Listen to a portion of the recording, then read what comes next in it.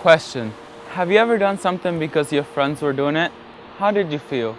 Did you regret it, or did you take it as a lesson? You see, when I first baptized, I did it because my friends were doing it. Not because I was getting any close to God or having any close relationship with Him.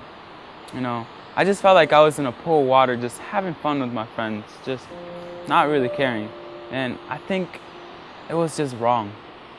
But after my baptism, I made so many mistakes, so many stupid mistakes, one after another, and they just kept building up. And it was the point where my dad was disappointed and my mom was upset, and I was here in my own little world, not caring and definitely having God out of my sight. But my dad finally came with the conclusion that he would send me off to live with my mom, and he thought maybe I would change. And eventually it did. So as I arrived to my mom's house, I just looked at her disappointed face. Seeing her cry really changed my heart. And I actually wanted to make a difference in my life. So I started going to church more often, trying to understand what people were saying, what they were preaching, and it really helped me, and I learned a lot. I learned that God has always been there for me when I've done the wrong, and that He is freely willing to forgive me. I just need to ask for it. And I prayed and I prayed, and I prayed even more. And I finally came to the conclusion that I wanted to be baptized again. So I finally did. I baptized again. And there was just one difference between the first baptism and the second one.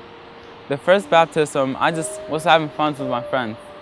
But the second one, I felt like I was coming out of God's most precious, holy water. And it really made a difference in my life. And I felt powerful after I came out of there. I felt like a total new person. I felt like starting a fresh, new game. And I'm not telling you it's going to be easy after, you baptize, because God says, there will be temptations all the time. So we're humans, we make mistakes.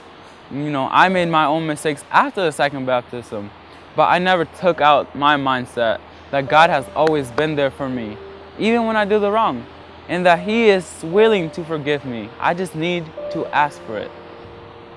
So I just want to challenge you to go to God and have Him make a difference in your life today, because Jesus will be there even when your friends will not.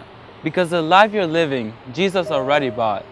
So go on and live for Him, because before you know it, these earthly lights will go dim.